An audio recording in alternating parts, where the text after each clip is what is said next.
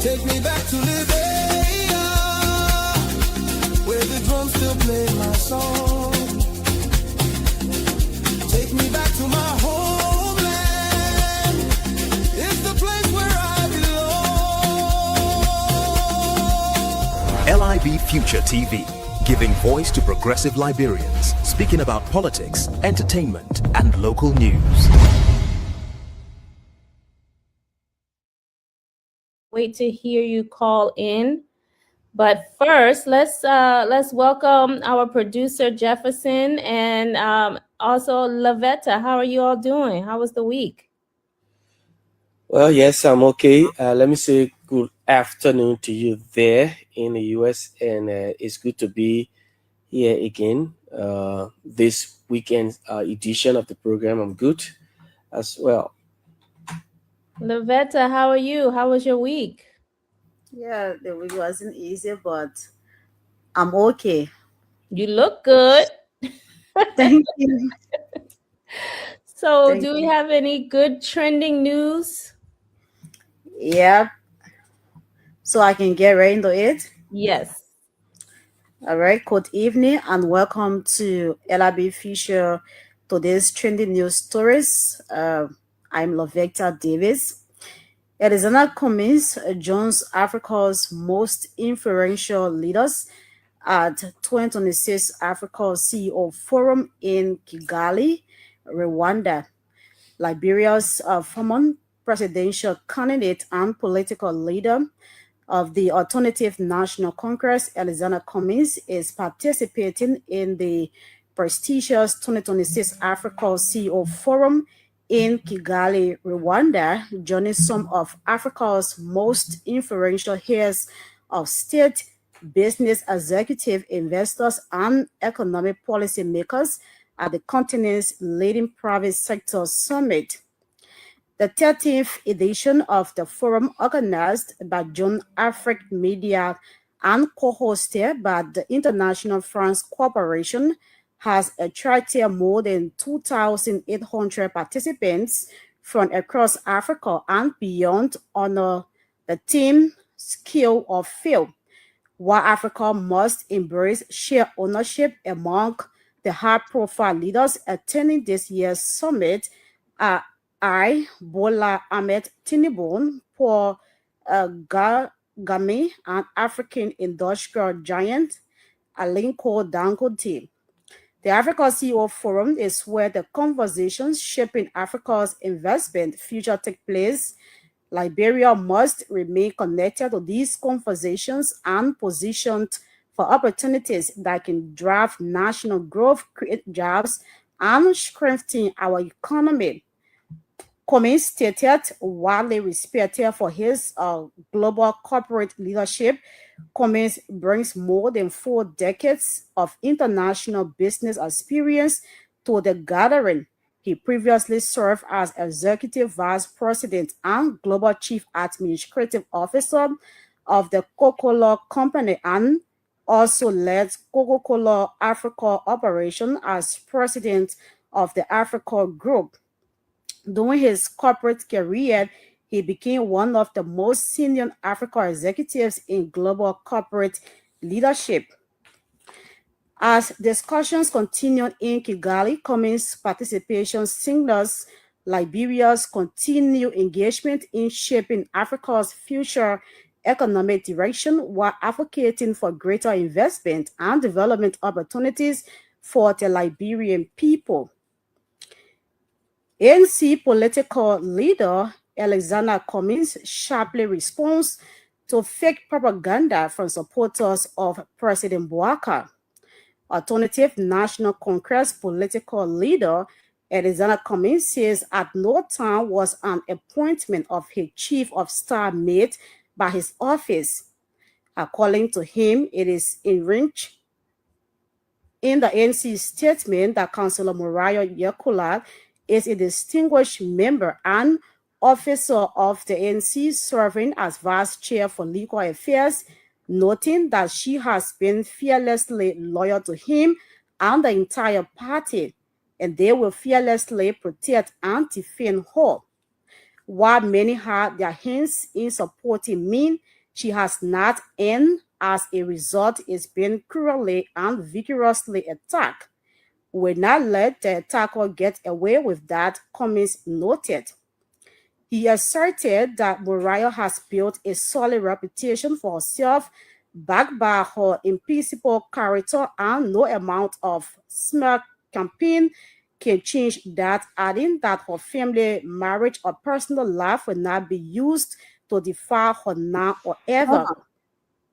The NC political leader at the same time underscored that he will always support and defend Moriah and reciprocate her loyalty and support of him. Alexander Cummings further stated that though they both do not always agree, but she has never shared their disagreement publicly.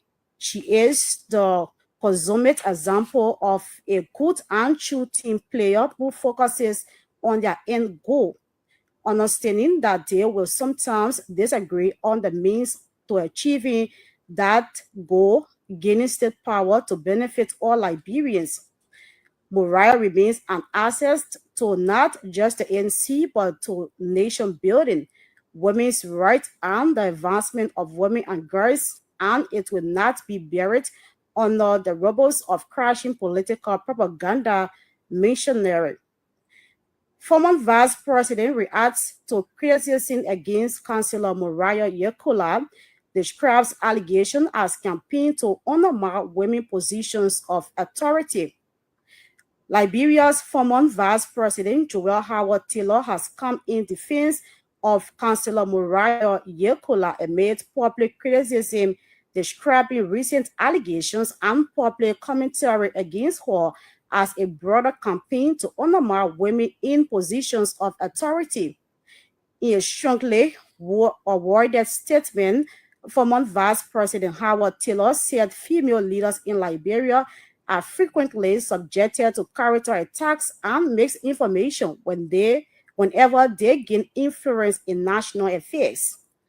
According to her, political opponents often resort to damaging personal reputations when they are unable to challenge a woman's achievement or professional record. Public school teachers blast Ministry of Education plans to arrest teachers teaching in classrooms without lesson. Scores of public school teachers have blasted the Ministry of Education plans to arrest teachers who are volunteering their services in the classrooms. According to the volunteer teachers, since the UP-led government came into power, they continue to experience difficulties in providing quality education in the classrooms. The teachers, most of whom are recently Harley High School graduates, caution the government to appreciate their efforts in volunteering their services over the years, rather than arresting them. Liberia Independent Elder Council for Peace and Reconciliation calls on President Bouaka to reconcile the country. The Liberia Independent Elder Council for Peace and Reconciliation has called on President Joseph Bouaka to foster peace and unity among Liberians.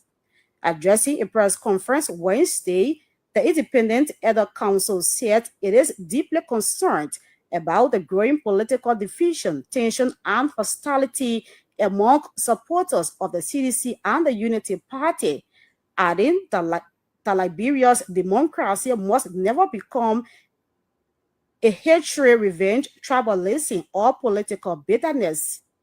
The council emphasized that President Joseph Bouaka, as certain president, bears the greater constitutional responsibility to lead the process of reconciliation and inclusion. Councillor Per Brown Bull terms the political advisor to President Bouaka as a disgrace to womanhood.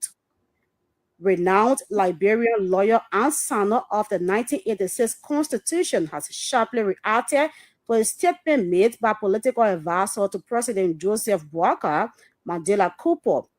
Speaking at the grounds of the Temple of Justice, Councillor Bull said that Mandela Cooper is not politically inclined, adding that she has been accused of allegedly stealing other people's name. According to Councillor Boo, as political advisor to President Bouacar, Mandela Cooper has failed to bring any international partners to Liberia, urging her to stay away from the operation of Foreign Minister Cyril Beslo Yanti and focus on her job. Meanwhile, the Liberian lawyer praised Foreign Minister Cyril Beslo Yanti for her great job at the Foreign Affairs Ministry. Liberians expressed frustrations over the hack in the price of safe drinking water across the country. Scores of Liberian businesses continue to face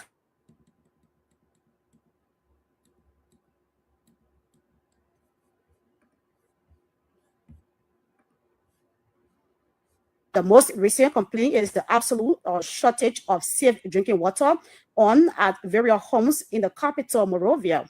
It can be recalled that during the course this week, the prices of mineral water increased from $5 per bag to $10, while the price of 1.5 liter of water increased from $100 to $120.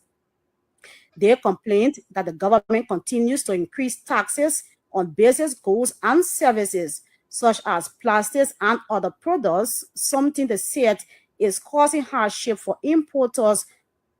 According to them, the government, through the Liberia Water and Sewer Corporation, promised to provide port-borne water across the country, but has failed. Some of them stated that because they could not afford the cost of buying a bag of water for $10, they had no option but to drink from contaminated wells. In another development, the Liberia Water Producer Association says the recent increase in the price of bags and sacks of mineral water was driven by raising production costs and multiple regulatory charges across government institutions.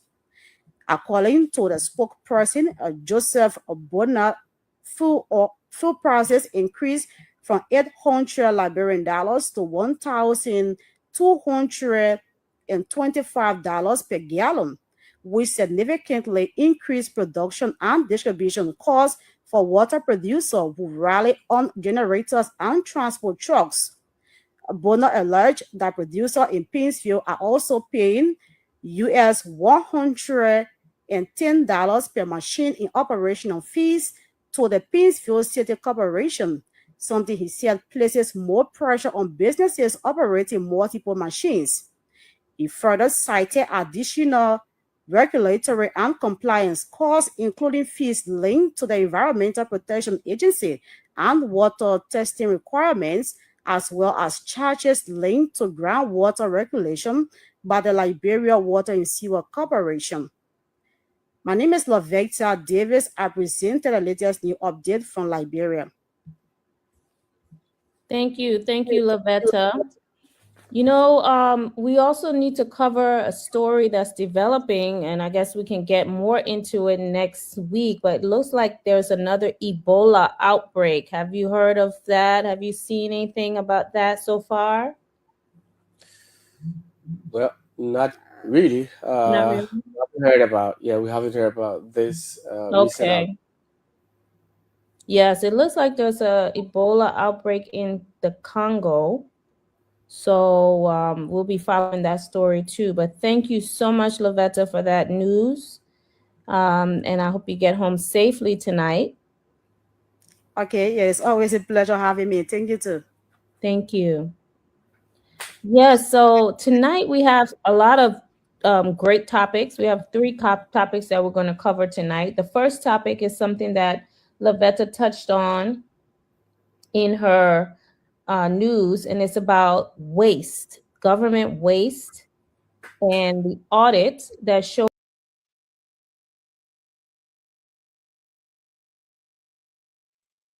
money in Liberia, and that is what's stopping our growth. And then you add to that the cost of taxes and fees that the government is putting on Liberian people. And this tells us why the country cannot develop, why it's not developing like the other neighbors are developing.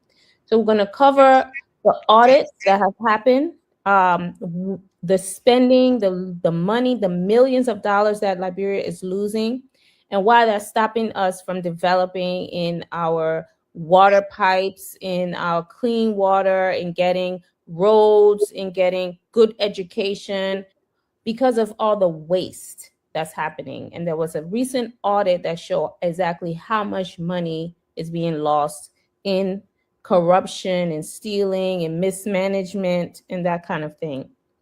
The second topic we're going to talk about is Unification Day. That was this week. And how Liberians are really feeling, if they are feeling unified, if they're feeling like the country is coming together. We had this story in the news about women in politics, you know, and what Magdala Cooper said about the foreign minister, and, you know, what Pearl Bull talked about, how women need to be unified. So we're going to talk about that. And we're also going to talk about how the government is being put together. Is it being put together in a way that shows unification in the country?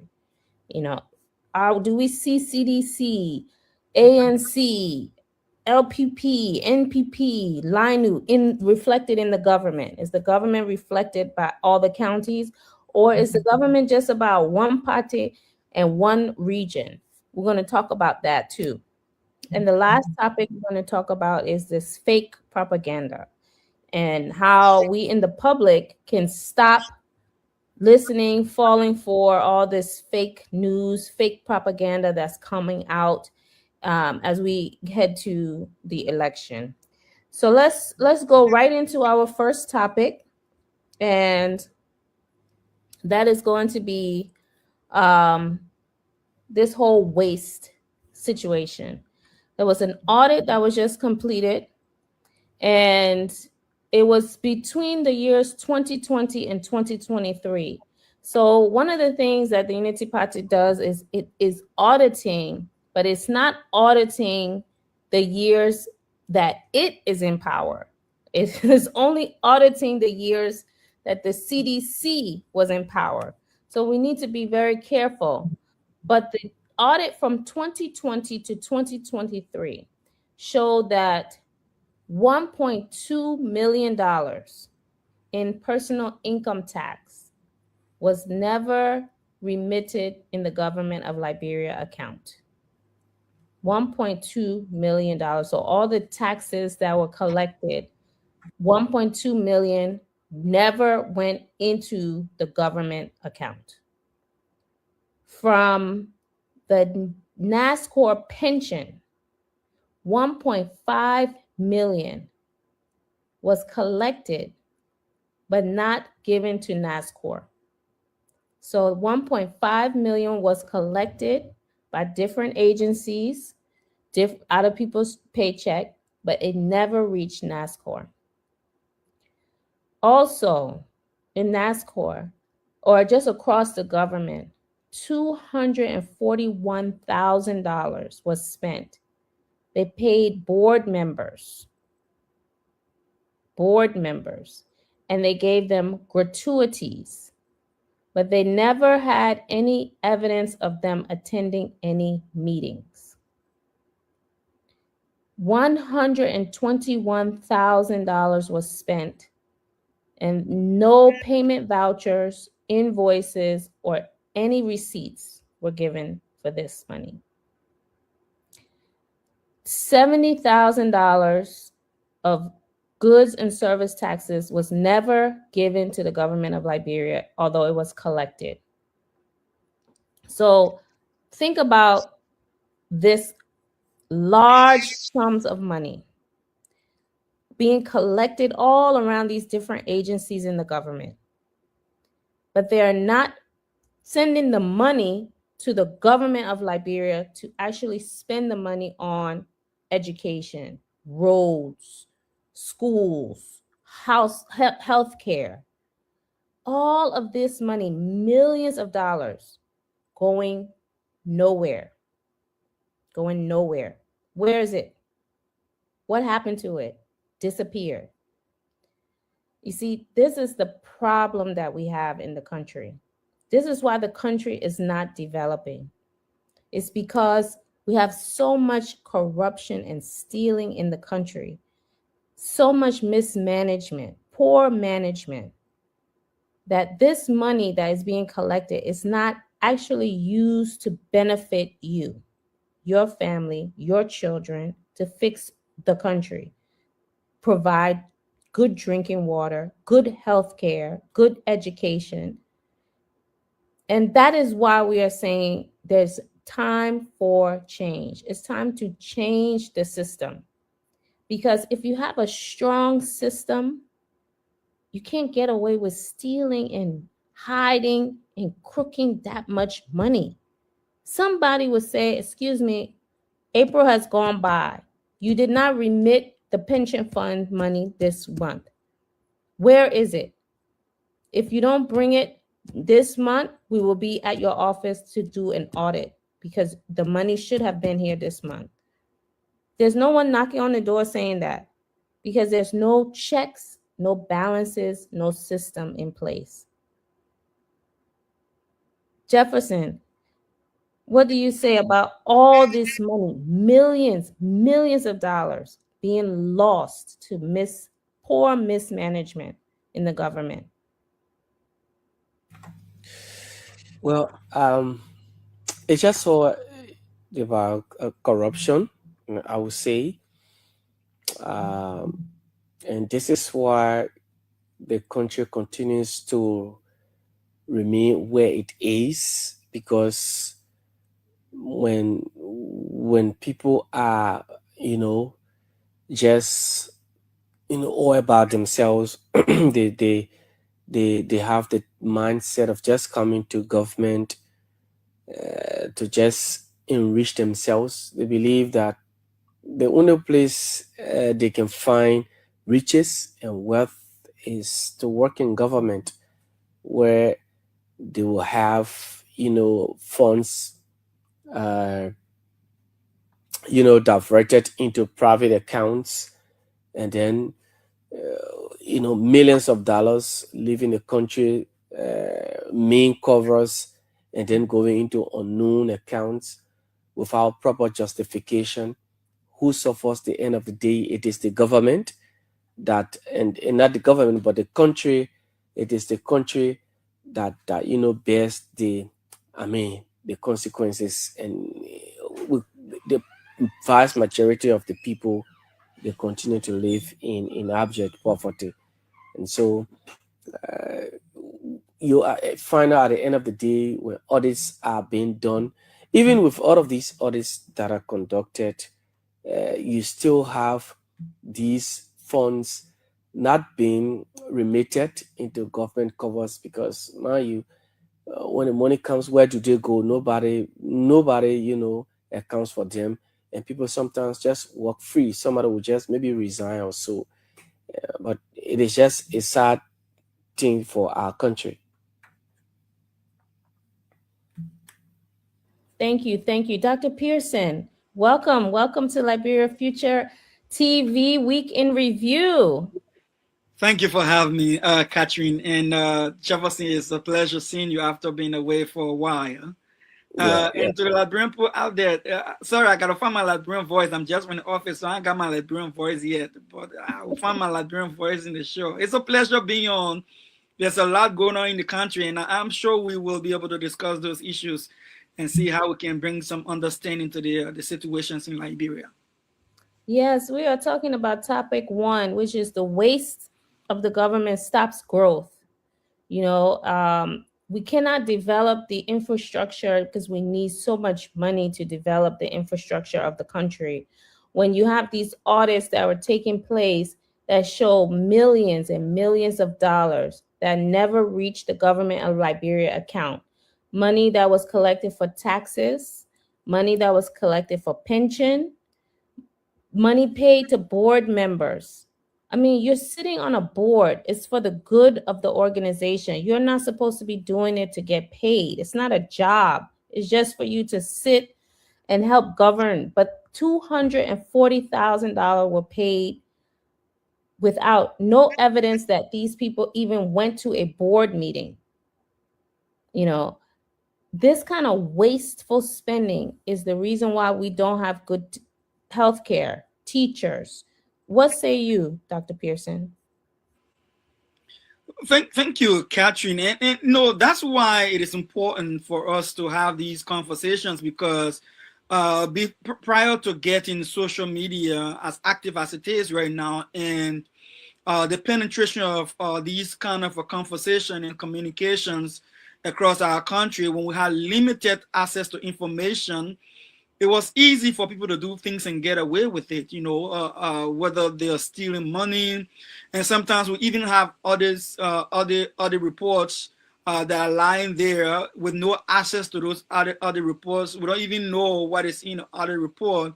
So people became complacent, and people thought they could get away with some of those behavior. But now things are kind of different, right? So now that we have access to information, whether they like it or not, whether public officials like it or not, we have access to information. We know how to go and sort out the information. We know where to go and find it.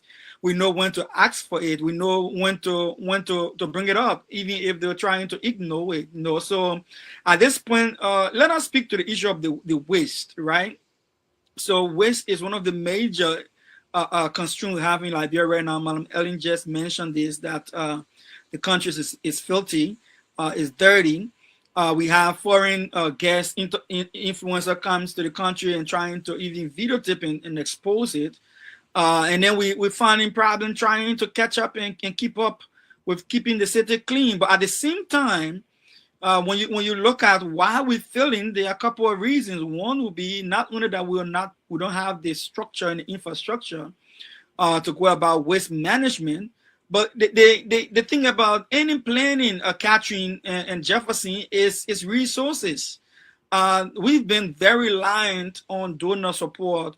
Now, donor support, they're winding down. In fact, people are putting the donor support to African countries away. So we have to make maximum use of whatever internal resources we can generate.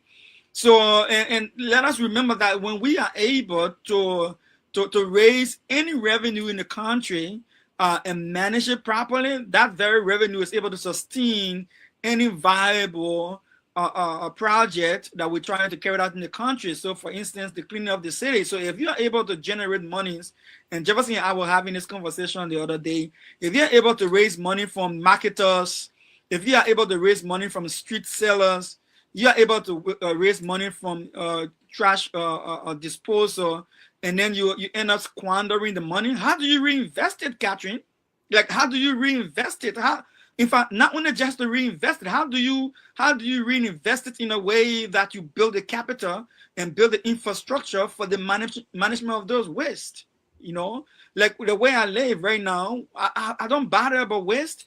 The people come every Monday to pick up my trash, and every Thursday to pick up my recycle, right? I don't have to even think about it. I just pay for it and it's get done. No one eats the money, right? And then stay away from doing their job. It doesn't happen like that. And tying it to sanitation, it goes down to health in the arrest agenda. So if this is as serious as it's supposed to be for the Liberian people and the government of Liberia, why are they allowing monies that should be used for its intended purpose to be stolen? Someone will say, well, it's just it's the past government. But listen, if the current government was doing better, we say, yeah, the other guys who came before them mess it up. Now the new guys are doing the right thing, but we still don't see any change, and that tells you that the system is still not being is not self-correcting. Regardless that we've changed leadership, Catherine. This is video from Senator Dillon talking about the situation in LEC. We need so much money to expand the electricity grid, and all of this money that's being wasted in somebody's pocket, paid to people they're not even going to the board meetings, but they're getting paid. Political paybacks. All of this money, we could be using it for something good in the country. Take a listen. How is the LDC situation in the country today? It's embarrassing. I said it a few days ago. I put out a post. Interesting when I LEC just was. want to remind our audience, I didn't see your post, but let me just play this for you. I need a. The first thing I changed some Boga became president is that George Weah is not president again. That's number one. Number two, Julius. Number two, LEC is not everywhere, but the places LEC supply current, plenty of people don't remember when they put a generator on. In fact, no home panics when LEC goes this time. In fact, everybody almost sent them to the same place because when LEC goes, they come in almost right back.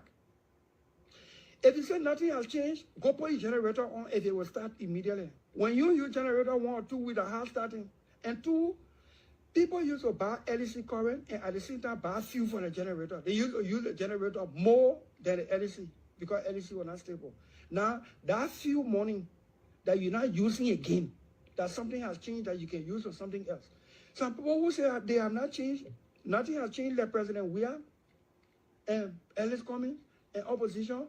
Thank God President Weah and Ellis coming from the Southeast. Let them get in car today from Aurora and go to Maryland and Grand Crew. If they will not reach today, and if they won't come back, if they don't return today, they will know nothing has changed. Since Bwaka became president, the rice price has not gone up, but it has reduced. Since Bwaka became president, no Liberian car owner or horse owner have formed queue at filling stations in anticipation or fear that there will be shortage of petroleum products. The product have not gone up, the cost, the prices, but it have come down. Go in America where they quick to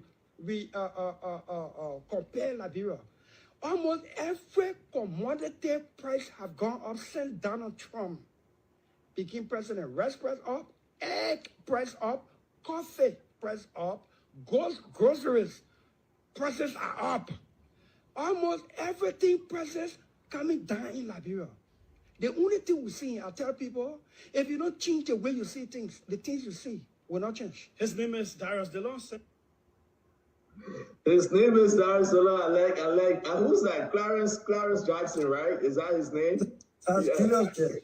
Julius J. I like Julius J. I never met him. But anyway, DeLon, you going to take this back today? LEC stay stable in the country? LEC stay good? So, but the time I had this interview, you didn't play it. Because the time I didn't see it. Exactly. You did not see it deliberately. I'm a propagandist like yourself.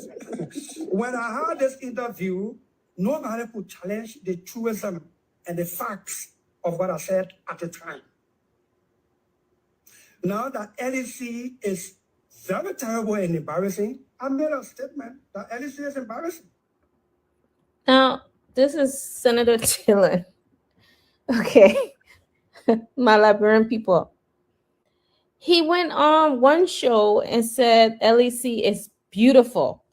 You don't even need your generator. You don't even need fuel for your generator. As soon as LEC go, it come right back. It's beautiful. Prices are down. Gas prices are down. Everything is wonderful.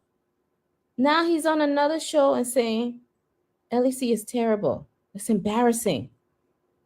You know, so I have whiplash. I'm just going like this. What is happening with these people?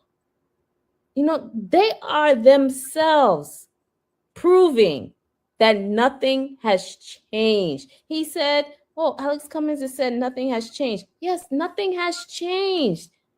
Prices are high. Waste for government. And then on top of that, you all are charging extra taxes on people. I don't understand it. Jefferson, what is really going on with these people?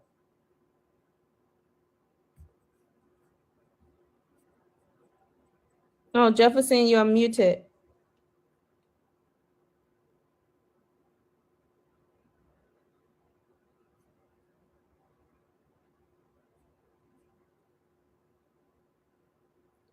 Oh, I think Jefferson may be off. He's not connected. Go ahead, Dr. Pearson.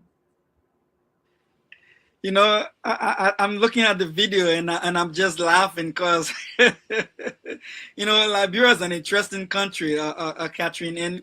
And I say that because I think, you know, let me be honest here. DeLon, is one of those who I have a lot of respect for in terms of how he has distinguished himself when it comes to his output in serving the country. I knew DeLong before he even rose to prominence from way down the line, and he's one of those that I have a lot of respect for. So I'm not in any way trying to speak in a derogatory manner concerning Senator DeLong. But this is what I would say. I think what DeLong mentioned in the video is self-explanatory. He says he's a propagandist, right? So the essence of someone being a propagandist is just to tell you that they are those who just gave the rhetoric to appease the public, to sway public opinion. So I can understand when DeLong is making some of the claims that he made. I'm frequently in Liberia. You know, a lot of the times I go to Liberia. Ridiculously, we spend a lot on fuel, on gasoline to run generator when current goes. Because let me say this for a fact: it's difficult. Like when I go in the summer, it's difficult catching to sleep in your bedroom without the air conditioner during the summertime. Even if it is rainy season, to an extent, at least you can try, right? But during summer, it's pretty difficult. I mean, you sweat profusely like you taking shower, you know, and then the mosquito and stuff. Just the other day, I was in Liberia, and my current went for in less than 30 minutes before they could get the generator on. I got bitten by mosquitoes to the extent that I end up having fever. All right, it's just that I'm a kwaku, and Jefferson know what I mean to be a kwaku. You know, I'm a kwaku. I'm not. So the malaria could do nothing to me. You know, I could see the love in the eyes of the mosquito, but it didn't make it. I'm not a kwaku. But it didn't make it. You know, and I took sick there. I got fever, and I sent my son to go and get me medication. He brought me Lucky Noy, you know, Lucky Noy. And catching, you might be wondering why Lucky Noy is. I don't want to know. You know, in America we take Tylenol, right? And they do sell it, you know, bro. But when you buy it from the Lucky Pharmacy read me and rebrand it as Lucky Noy. Oh. Well, I just say that just for my Liberian people who are listening, you know. And then look, I'm saying this to say, look, you see, we need to understand when DeLong tells us that something's changing, and Mr. Cummings is saying nothing has changed, because they don't have the level of understanding of Mr. Cummings. They are looking on the margin of things. They're looking on the periphery, like on the periphery. They're looking at the things that's not substantive. Let me give an example, Catherine. When you want to look to see if change has occurred, you want to look for systemic changes, right? Change that happens from the root, so that when you say this issue has been addressed, you're going few months down the line or 3 weeks down the line, then it seems a year down the line, it seems all issues resurface. You want to address it in a way that it stays addressed, right? And so when you look at some of the things that they call changes, now he's talking about prices coming down, while prices going up in America. Take for example, he's not even considering the importance of the quality of the goods coming to the country. What is the quality of the goods coming to the country? Some of the milks that come to the country, some of the eggs that come to the country. I'm talking about the one that they're producing there. Some of the other product that comes to the country, some of them before they even get in the store and stay 2-3 months, they are expired, right?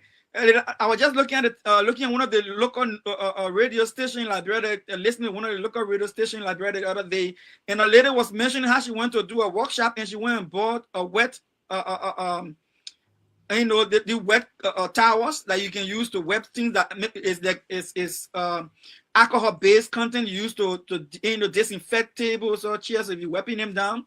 And she bought the wet towel and carried, and the whole packet was dry. Totally dry. So she took it back to the store and told the man, look, this thing is called wet towel for a reason. It has to be wet, right? How come the whole packet is dry? He said he cannot take it, right? He cannot take it back. And then I saw the commerce minister speaking to that. So what is the quality of the goods are you talking about that the prices are down when there are a lot of so much expired product on the market? So you have people who sell it cheap because they wanted to go. Right? If you're bringing quality stuff in the country, like the United States will make sure anything comes to the country meets a certain standard, then the importer will want to make sure that they get the money from the excess that they're putting into the product, that the quality of product they're bringing in the country. So what qualities do we have there that he posting that it is cheap? You know, I went to Liberia before one day. I decided to buy toothpaste. I put the toothpaste on the toothbrush, try to brush my teeth. It can even say dissolve or foam or whatever. I'm like, you know, what kind of a toothpaste is this? Like, you know, and my children had to go and get me the one they know will work for me from exclusive supermarket. So, and then talking about the current catching, we all know that we have a seasonal hydro. Seasonal hydro means to say that during the dry season, it goes dry, right? In the wet season, the rainy season got 2 seasons there. In the rainy season, of course, it's going to perform to an extent, right? When you're coming close to the end of the dry season, where the water that is supplying the hydro is totally unproductive for the hydro to get its a yield that you want out of the hydro, of course, there will not be proper electricity in the country. So at the time you get that electricity, that's not the right time to evaluate whether you have sustainable and potential for electricity. No, that's not the time. So go through the dry season and be able to balance out the CLSG power from Guinea and from Ivory Coast, balance it out with other maybe solar, balance it with thermal energy we say we have in the country now, and see it supplies during the dry season. Then you tell me say the current is stable, then catch you. I believe you, right?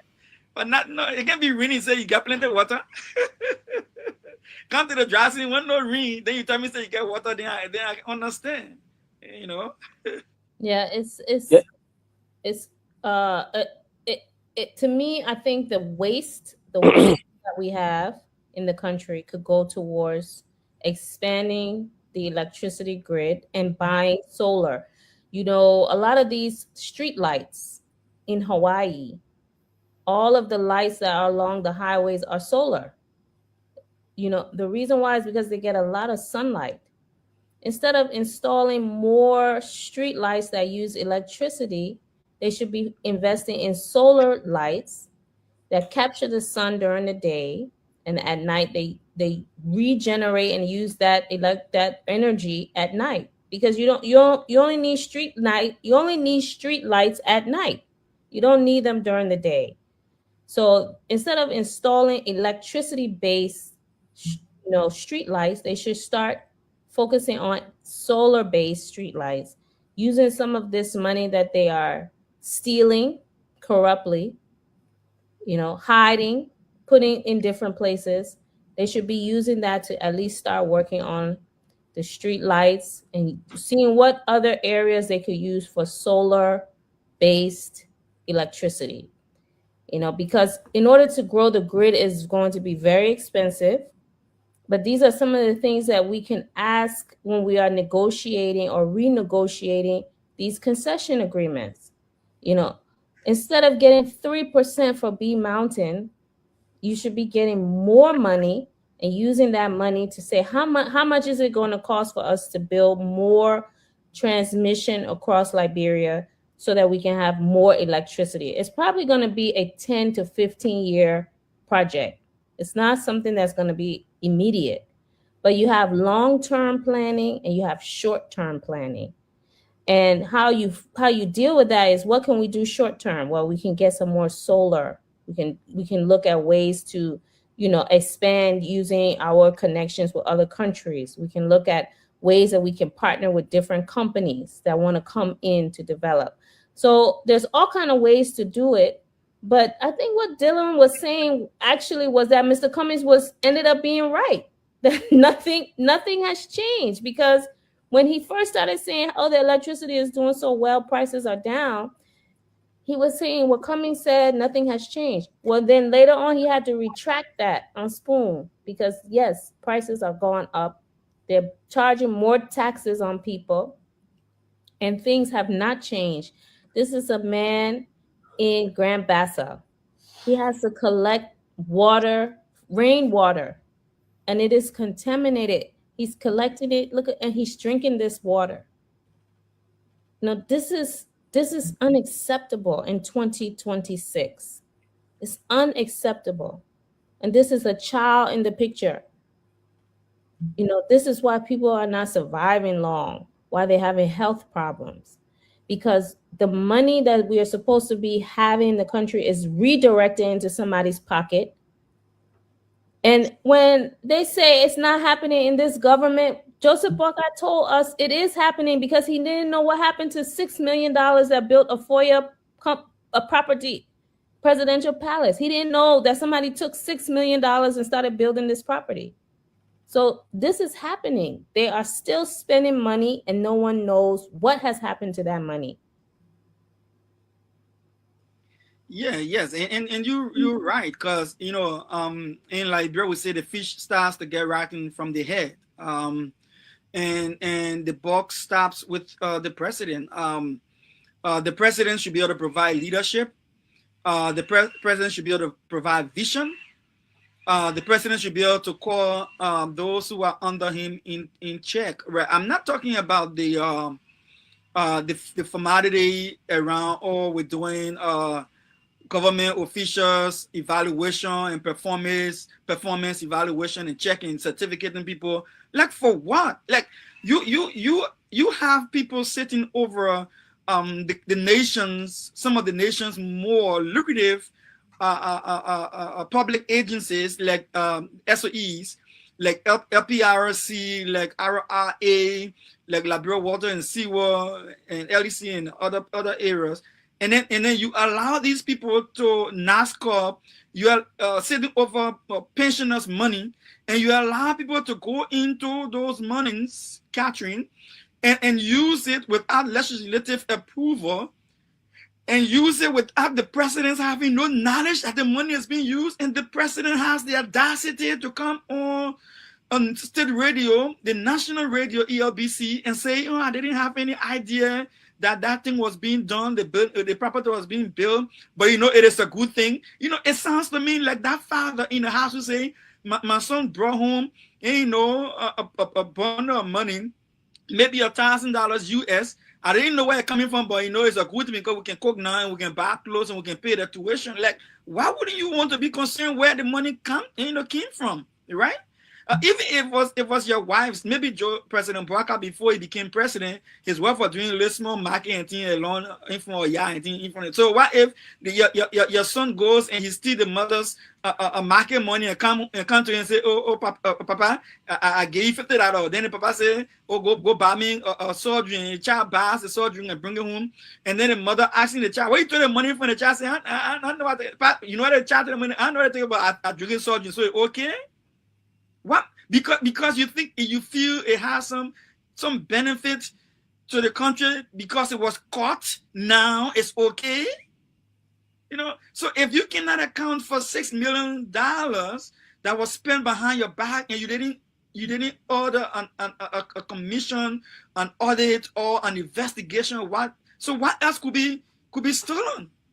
How much money? How much other money is being stolen in that country, Catherine? How much? Which we might be talking millions and millions of dollars. But I guess the appease the president maybe giving one vehicle that costs $1.2 million, and now his mouth is shut.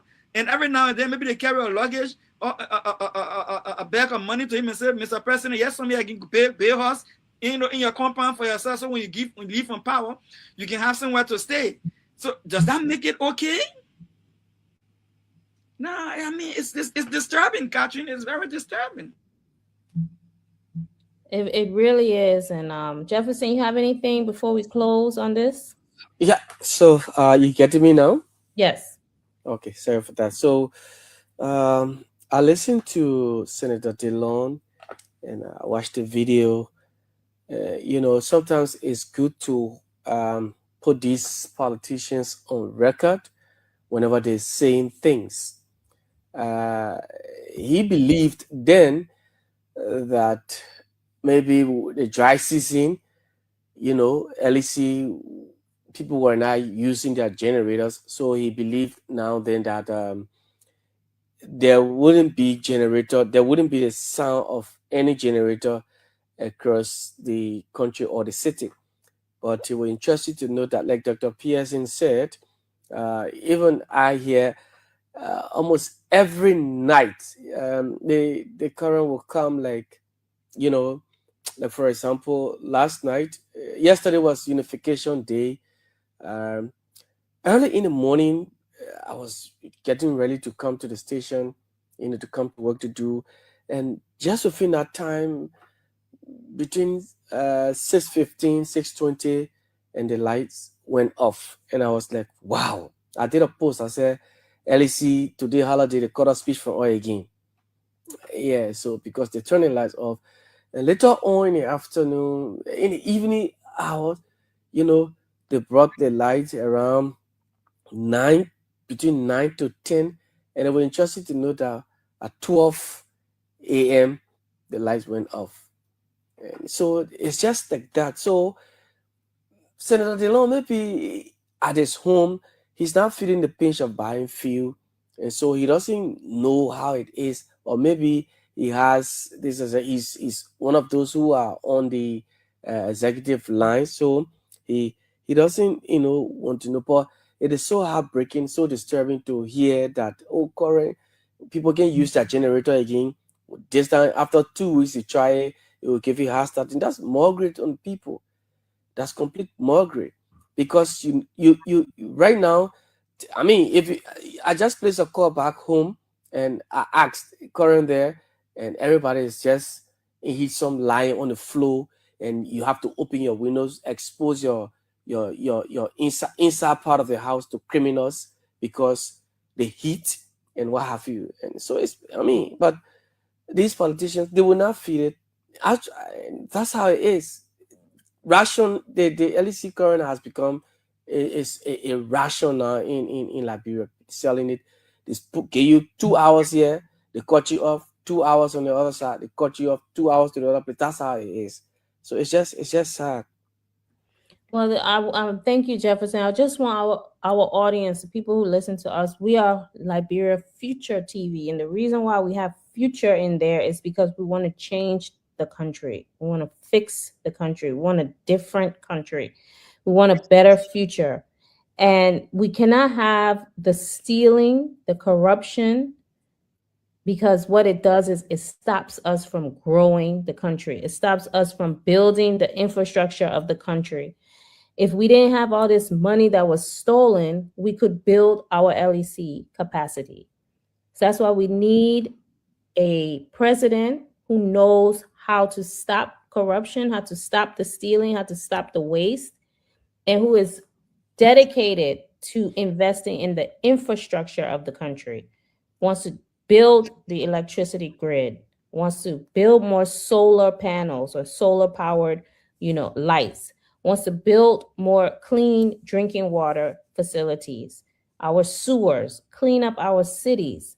There's a lot to do, and it can be done, and the money is available. But if the money is stolen, then no, we will not develop. So with that, I want to go to our next topic, which was Unification Day.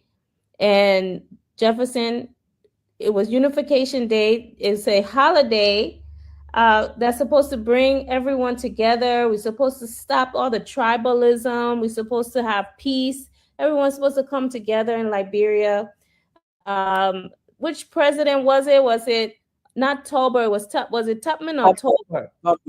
Tubman. President Tubman, who decided to start Unification Day. So one of the things that I asked is, how can the country be unified when the government is not unified? So when the Unity Party government won, they had an opportunity to build a government that will reflect all of Liberia. That's what the Constitution says. We should have people from different counties. You should have people from different places in the government. But it looks like they only picked people from their own party, Unity Party, and they picked a lot of people from the president's county, Lofa, to serve in the government.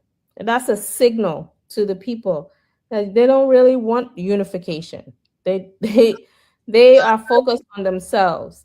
Mr. Cummings says, I will have a government that reflects everybody from all counties and all parties, political parties. In fact, it will be a time where once the election is over, it's time for us to govern. So whoever is qualified for the job, if you apply, whether you're from Unity Party or CDC or ANC or LPP or NPP or LINU or CMC, wherever you're from, if you're the most qualified, you'll get the job.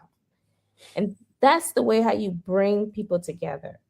Not just picking people from your own county, Lofa County, to serve in your government, because that doesn't make the whole country feel unified.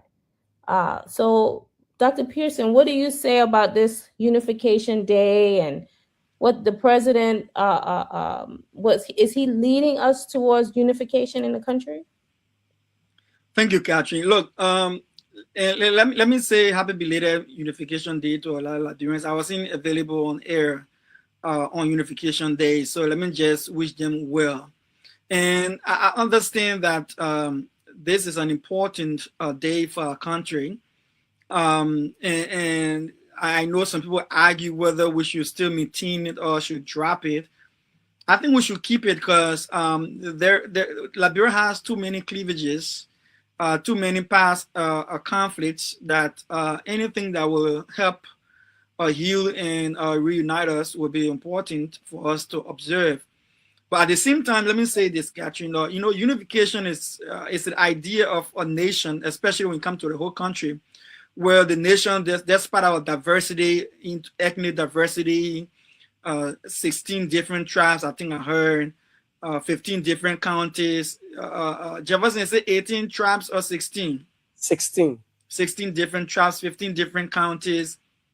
And not just that, but again, open to diverse other culture, people, Ghanaians, Lebanese, and Fulanese coming to the country. Yeah, so we have almost like a melting pot, right? We like the small America in Africa, and we're very hospitable people. But that does not mean we don't have a history of conflict and big divides. The Congo native divide is still there, even though we try to pretend it is not there. But sometimes when you push us too hard, then you say, "Oh, you Congo man," "Oh, you country man," you know. You got to push us a little harder before we say it, you know. And then we saw during the civil crisis where we couple Mandingo certain war. I don't want to use President Boyka. I'll be comfortable saying it, but I cannot say it because I don't think I'm like President Boyka. Say Mandingo this and Mandingo that. So that sentiment is still there, and people still resent Mandingo people, even in the political space. And I can say that for a fact, right? And if you were to put a Mandingo mayor and say Mandingo mayor want to become president, everybody would, majority of the people say Mandingo mayor can never be president in this country. And, you know, it is now that the political space is opening up, thanks to those who were progressive in advocating for, you know, a much more freer and inclusive political space. Besides that, we've had the indigenous, the native, we call it, and the Congo clash that led to native woman born soya, and you know, and soya kid turbo and stuff like that. People sank and danced with that. And people still carry bruises from 13 men that were shot on the pole across from BDC, right across from Kieta radio, right? So there are so many things that come in the Liberian civil crisis. So there's so many hurt. 250,000 people lost their life, Catherine. One home in Liberia have at least 5 to 6 people in it, right? So if you times that by one person over 25, you're talking more than 1 million people we lost in the civil crisis, right? And people still carrying those hurt. We have not a minister of justice, and you know, appropriately, people who've caused this major hurt to people either live in luxury, some of them even die in luxury, some of them got reburied in luxury. Some of us can even still find I can still find my father where my father was buried when he lost his life in the civil crisis. I just carry in my mind, and you know, that my father is somewhere in Liberia there or somewhere in Sierra Leone there, no matter wherever he died as a result of the civil crisis, because he was killed, I wouldn't know where he was buried. So, but then perpetrators get reburied with. So I'm not sure if President Boyka really has anything that is reconciliatory in mind, Catherine, to be honest with you. I'm not sure if he's really thinking about unification in a very serious way. I'm being honest with you. If President Boyka value unification, he wouldn't be out of the country. Why are you planning for unification, right? He will be in the country. He will be setting up, events and activities that will put some meaning and activities and value, have some value to the program, right? So I don't see that. I don't see that. So it's sad. That's the country we have. That's the kind of president we have. We just have to make do with what we have. But I mean, it's sad, Catherine. I don't see President Boakai being a unified, especially with the backing dog situation. In addition, and Liberian people are begging too much, kind of a situation. Talking to the poor people who gave you the opportunity to ride a $1.2 million wheelbarrow, all right, who gave you opportunity to start paying almost close to $2 million house that you never had before, who gave you opportunity to put a property worth almost $10 million in foyer that you never put a kitchen in before. And you say they're begging because they are in need, they are suffering, they are hungry, they cannot even afford water. No. I don't think President Boakai is a unifier, Catherine. Jefferson. Well, on Wednesday, just the day before the Independence Day, the Unification Day, I was fortunate to have attended a press conference by the Independent Elder Council, and one thing they stressed on is calling on President Boakai to lead the way for unity. Made emphasis on when former President Weah won the 2017 elections. In fact, he drove to the home of then former Vice President Joseph Boakai and presented him gifts, and also then. But when President Boakai took over, he won the elections. He had not, had this reconciliation with or unity with George Weah, and it was so sad that on Thursday we did not see. In fact, because normally every national holiday that is coming, there will be a prior notice informing the public on the Facebook page of the executive mansion. But that was not seen the whole of Wednesday and Thursday morning. Again, while on the show here, I searched the executive mansion page. I still could not see it. We highlighted that and talked about it. It was later on in the afternoon that they had to release, a statement about National Unification Day. And this is not a good sign. As a leader, it is always good. It is not about you, it is about the country. When you bring, just by you being the head, you being the, head of state, or when you bring all the leaders around, you sit on the table. For example, this particular moment, this Unification Day could have been a time where President Boakai, would have called all opposition leaders, the likes of Mr. Cummings, George Weah, Madam Salif, that, we have this FOIA issue. How can we solve it? It's been long now, and Liberians are questioning me. Can we come together as one and have, this bond? Maybe you have George Weah Cummings, your business expertise, your, relationship with Domoya. We could go there and go to ECOWAS, all our leaders, and intervene. This moment could have been one of the, in my mind, the best moment to have, have this FOIA and issue, this Bola issue, resolved. But that was not the case. Liberians continue like yesterday, they complain today. But why is it that we could not see the president having this program, unification program, calling opposition figures, tension in the country with all? It is the time that Liberia unite. But it's just a sign that maybe President Boakai, how he's handling this, bringing people together since the war.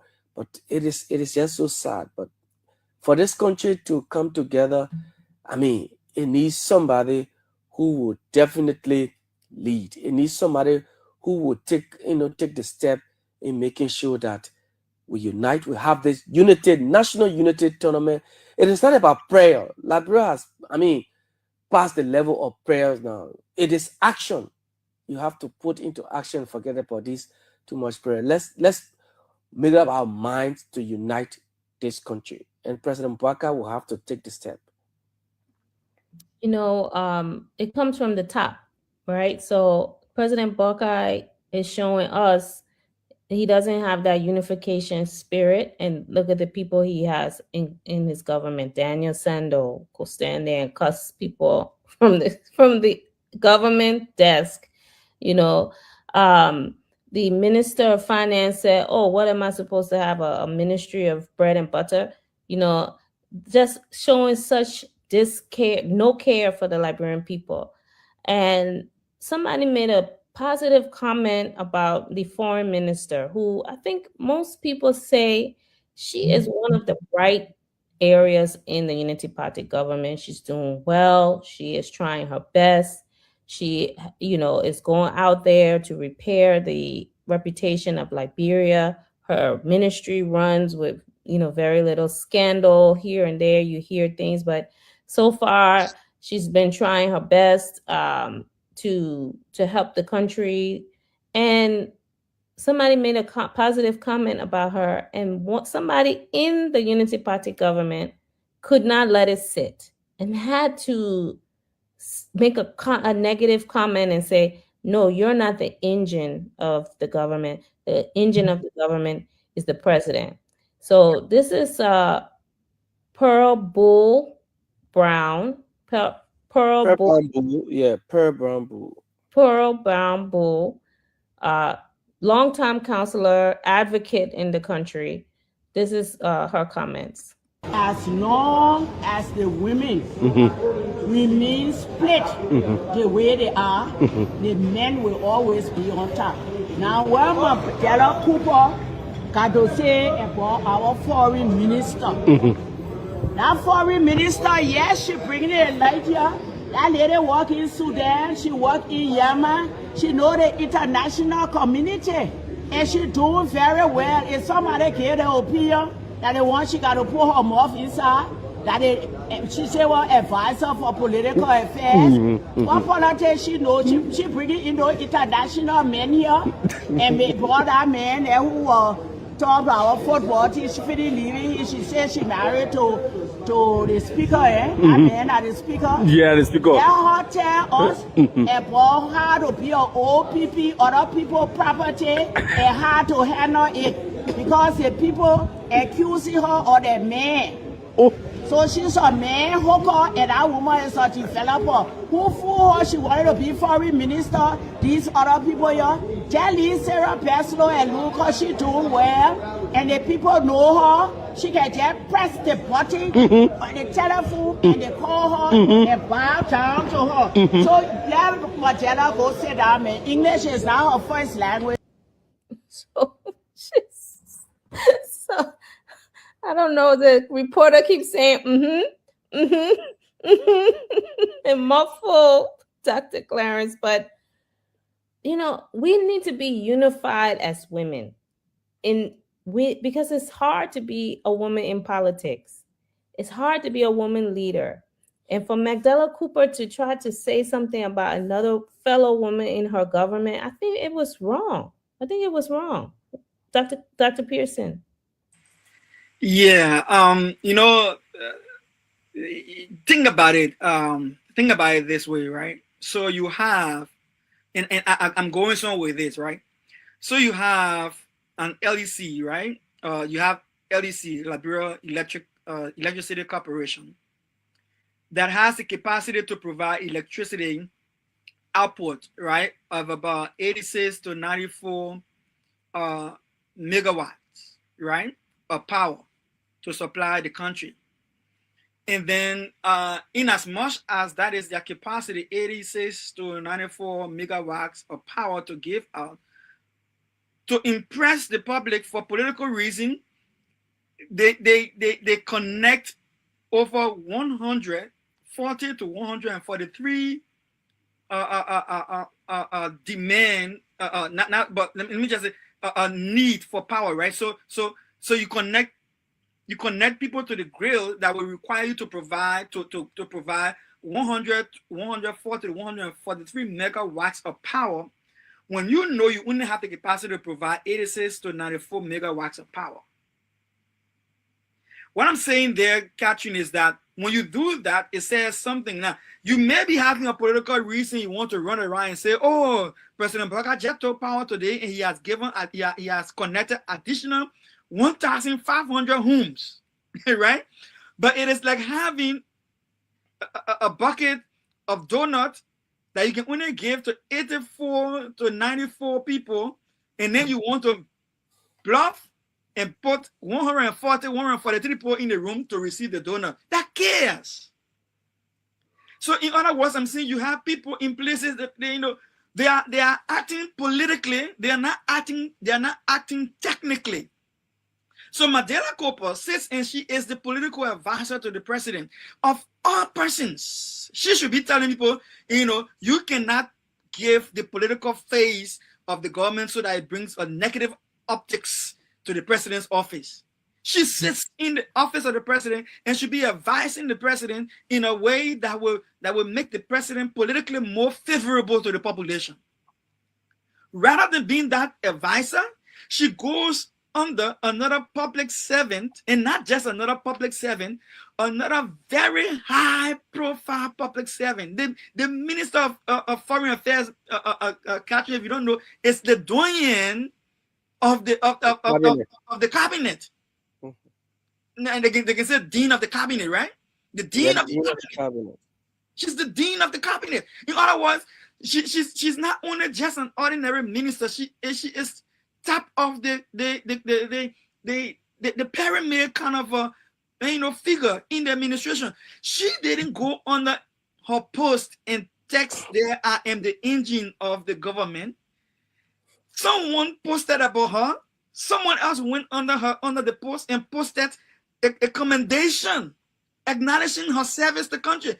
Why would you want to go under someone else's post with someone else trying to commend a public official, a high-profile public official, and you want to rebuke the high-profile public official indirectly by rebuking the person who's trying to commend them? What sense does that make? Like, I can see if it is me, right? Right, because you will be opposition, but it's your own government. That's what's so confusing about it. So now I told you I said I'll go in somewhere with this. So in other words, I'm saying to you, they're doing the job for us, right? So the reason why we have power outages all across the country now, they don't have to come back and ask for forgiveness, is because the managing director of LDC went and put additional 80+ people on the power grid when he can only supply half of that amount of electricity to them. So now there's power outages. They gave us a talking point. Is it wrong for us to talk about it? Why they will be forcing us when we talk about it? I don't understand. And this is the same thing that goes with the Minister of Justice misinterpreting the Supreme Court opinion for political reason. This is the same thing that goes for the legal advisor to the president, Buju Ben Keita, interfering with a court case of a citizen who felt aggrieved by somebody verbal against her. Will you be the one to call the court and say, throw the case out? Or should it be the court who will hear the case and say this case cannot be in the court, and we're now going to kick the case? I'm going to dismiss this case, right? Shouldn't it be the courts? Now they give us all the talking points, and we'll go to talk. They say, "Oh, we'll just be a noisy politician," but at the same time, they're helping us in the process, Catherine. Jefferson, talk to us about this and also what happened. I'm going to go into our third. We're going to mix it with our third point, which was the propaganda that Unity Party started, and it backfired on them. The lies that they started. They started on a fake closing argument page, and somehow Verity News picked it up, and they started with this. Alexander Cummings named a new chief of staff. Oh, they fired Mariah from being a chief of staff. Oh, there's a videotape. Oh, there's a divorce, and on and on and on. Then they just started attacking this person, attacking her. And it just started to get to the point where people who may not have even knew her or liked her or whatever, was saying, what is going on? You know, why is the Unity Party using such fake propaganda on this person? And soon you had the former Vice President Jewel Howard Taylor coming out. Today, I think the Ellen Johnson Sirleaf posted, or her foundation posted. You know, Alexander Cummings posted. There was senators, representatives who were posting saying, "Stop this." People from all walks, men, women, people from different parties were saying that enough is enough. Like, what is going on with the Unity Party? Why are they piling on this woman? You know, talk to us, Jefferson, about that. Oh, looks like his camera left, but Yeah, sorry, I think that we're experiencing heavy downpour of rain currently. Yeah, so okay. you experience fluctuation in the internet. Okay, Yeah. but go ahead if you can comment. Yeah, so you like we've been saying, and for yesterday, I thought about that. The thing is, um, when supporters of a certain political group, when they've lost interest, I mean relevance, they have nothing else to say again, so they will always find this means to sway the minds of the people when the real issues are coming up. Mind you, this whole argument came about when the issue of water on the market came. $10 for a bag of water, and then 120 Liberian dollars for one bottle of water. And so the only way, that could have been, yes, it could leave. They had to come up with this fake news against Councillor Yekula. A whole lot of denigrating things being said. And I always say this to somebody, one person who's benefiting from the taxpayers' monies from this country being sent to him. What's his name? James Goode Flomo. He says in Norway, writes on Facebook, just sit down and just create a story and write, and then the rest of the UP folks, they take it and they start running with it. And if you read the comment from the former Vice President Joa Howard Taylor, this is not good. Whenever they see women, coming to prominence, they're making hairwaves in society. They always there will be this rift, this envy or jealousy to bring them down, suppress women. Madam Salif said 30% women participation in politics, and she also made mention at this current time about the 16 additional seats that should be added. Why not increase the voices of women, make women powerful in society, let them get involved into politics, give them the opportunity? But then you rather going out to suppress the women now, you won't bring women down. It is a good thing that we support women in every process, but the fact that we will go against women in society for whatever political reasons, and then we tear them apart, bring them down, what do we stand to benefit if you bring a person down, taking a person's character and then placing it at the at a certain stage? What do we stand to gain? So it is just, a fight that in my mind will yield no fruit. It's just to tell the Liberian people the key issues people should be focusing on. The Unity Party people are not doing it, but they rather go against women in society who are making progress in their own weak ways and saying a whole lot. If Mariah was suspended, she was sacked, as it has been claimed. This is something that would have been seen a long time ago, but cheap propaganda. And it was good that even the political leader of the Alternative National Congress came out and he had to clarify that to them, that today, you see, they no longer talk about it. The whole of Friday, that thing has been off the news, it's off social media, nothing to run with again. yes, nothing. It's just good day Flomo who said, oh, the court will go to the court and the court will see this, the divorce letter and what have you. Look, it is just something to tarnish, the reputation of somebody who had, built a character over the years. But it's wrong. It was definitely wrong, and like you said, very glad that we showed the picture of Magdala Cooper trying to bring down a fellow woman in the government, by saying no, she's not the engine that keeps the administration breathing across the world, which was a nice compliment for her. It's your own government. Take the compliment. Why do you have to go in there and try to bring her down? Are you jealous? Are you angry? What, I think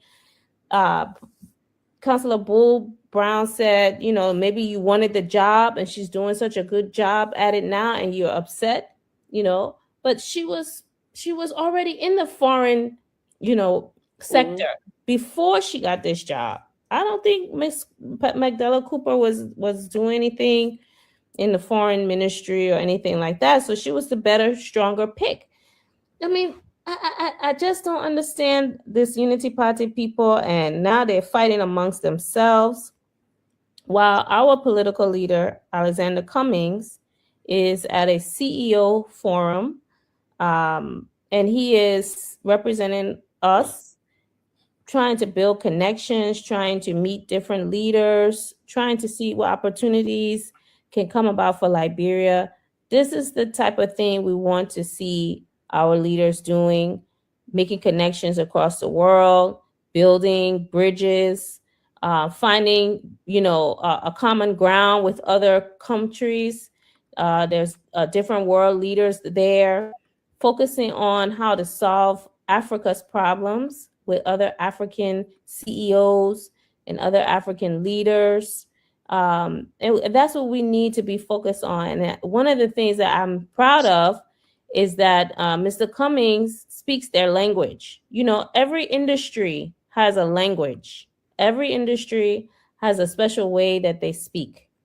And he knows about how to talk about profit and loss statements and revenue models and, all these different business terms that these people use in order to understand how viable or how possible a new business will be in the country.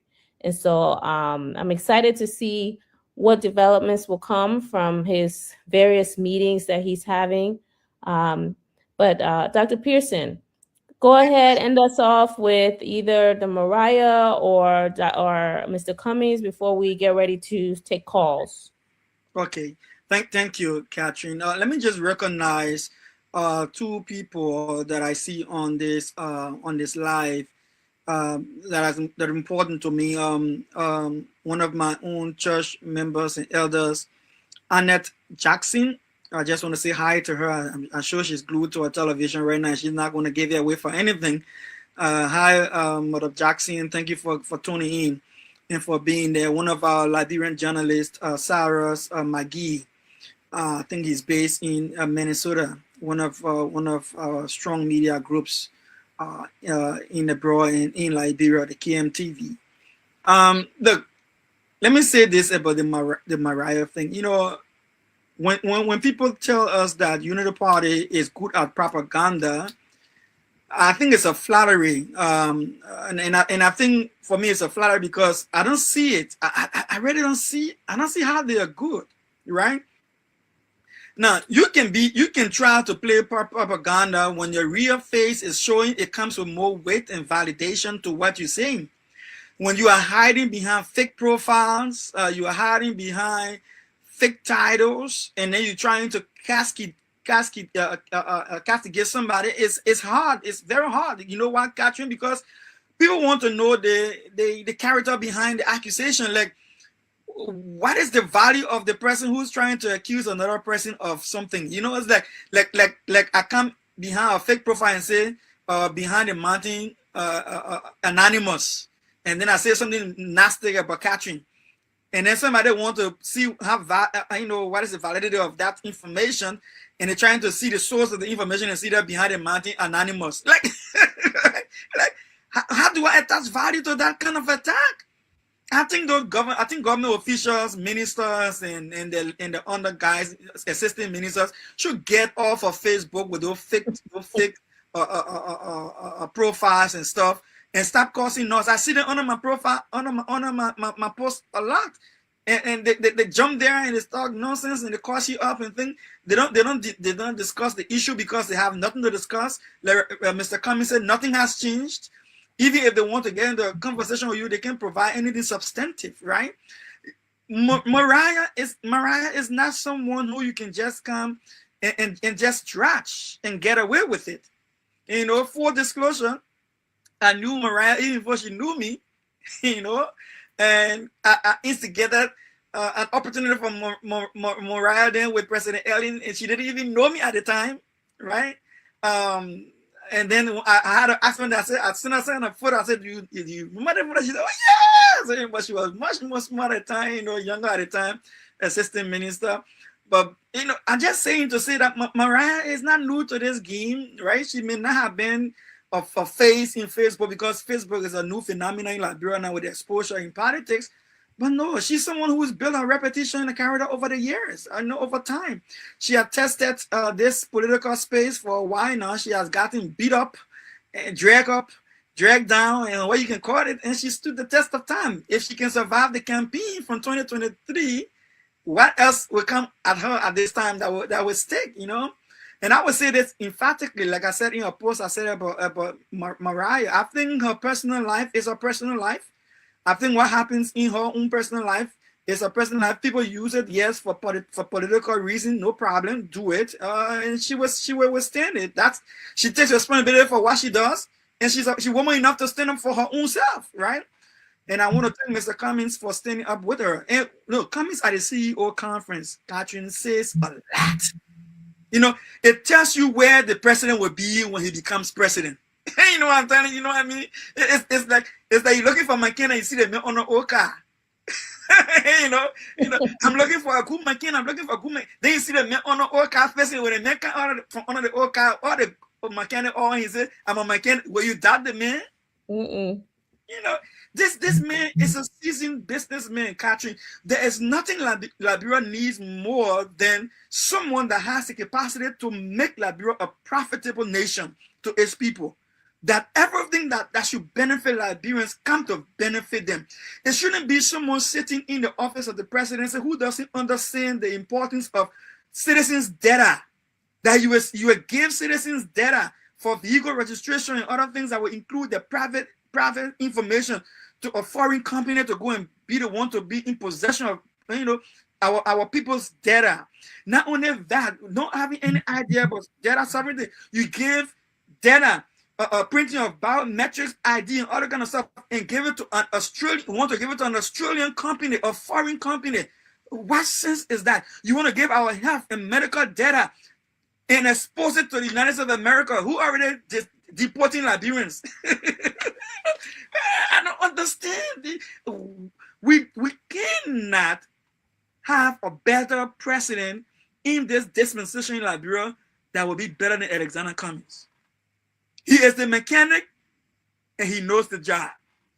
And he can turn the economy of Liberia from where it is in the slum to where it's supposed to be to make all Liberians better suited to enjoy the fruit of the land.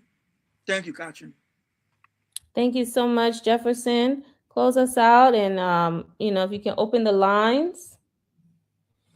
Yes, folks, it's 12:30 midnight here in Liberia, and the program you're listening to is LIB Future TV Weekend Review.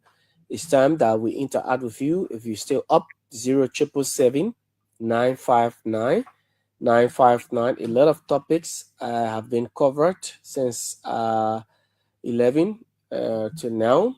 The issue we have with recently we talked about Councillor Yakula, and of course statement made by Councillor Perebrambu, and then we talk about the government waste as well. The audit 0777959 talk about LEC. Senator Dillon statement about LEC being stable. All of these conversations we've highlighted. What do you have to say?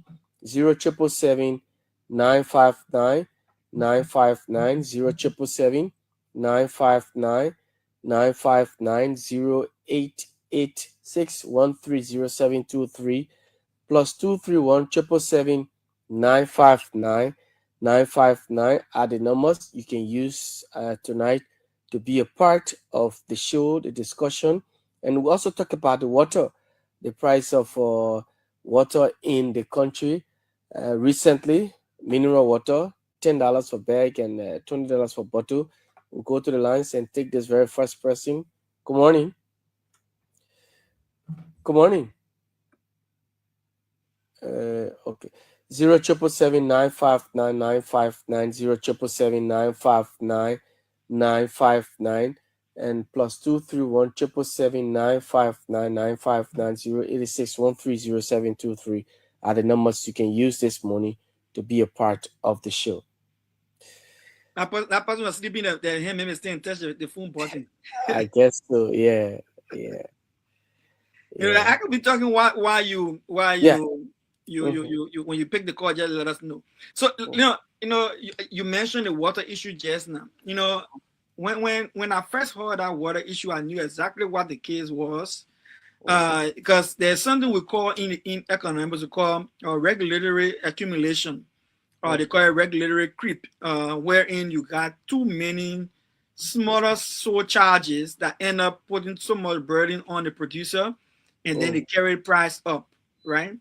And when I heard that, I did a post quickly and I posted it, and of course people started digging into it, and eventually it boils down to that.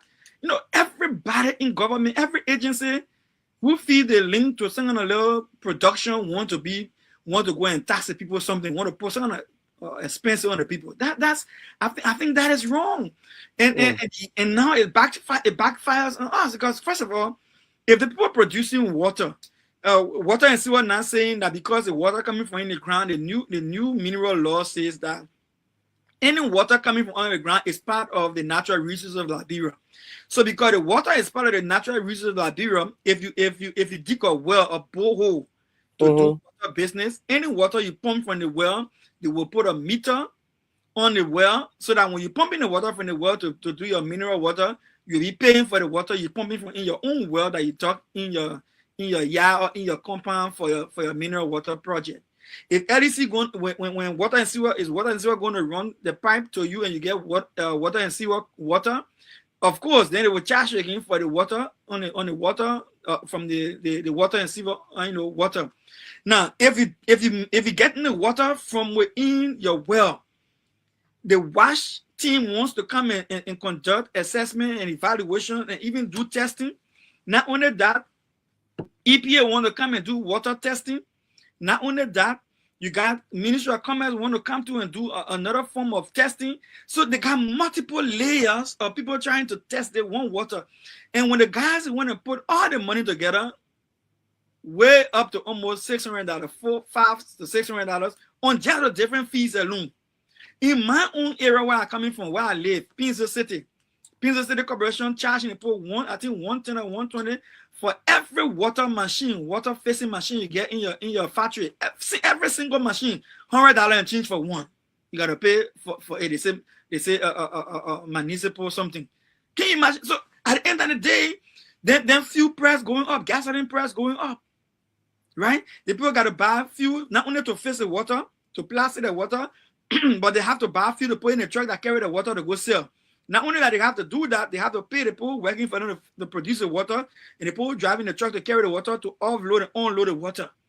When you put all of those complications together, obviously you see where the people are going with the prices, right? So we have that regulatory accumulation, we have that regulatory creep, and it all goes down to, I believe, the government intention to want to raise a $1 billion budget, right? A $1.2 or $1.5 billion budget. You have not even tested your capacity to raise that kind of money. Then you're making a budget and have the audacity to even do an additional budget to add to the budget that you are not even collected to begin with. And now I'm not even sure. I'm going to look to see if the LRA has produced any of the quarterly reports to see what our revenue trend is for 2026, because we need to know. And LRA need to provide the reports, the quarterly reports, so we can see whether we are on target to meet that 1.7 budget, or is it the reason why that they are behind the Liberian people and trying to squeeze every life out of them? You know, and it goes back to what I said again, Catherine: capacity, competence. People running government, they do not know what they are doing. Can you imagine, Catherine, trying to make water? You get 3 different agencies of government coming to charge you for the same activity that they're trying to carry out. And I just heard, in addition to the WASH, the Commerce, and the EPA, even MPhil now also going to do quarterly testing of people water.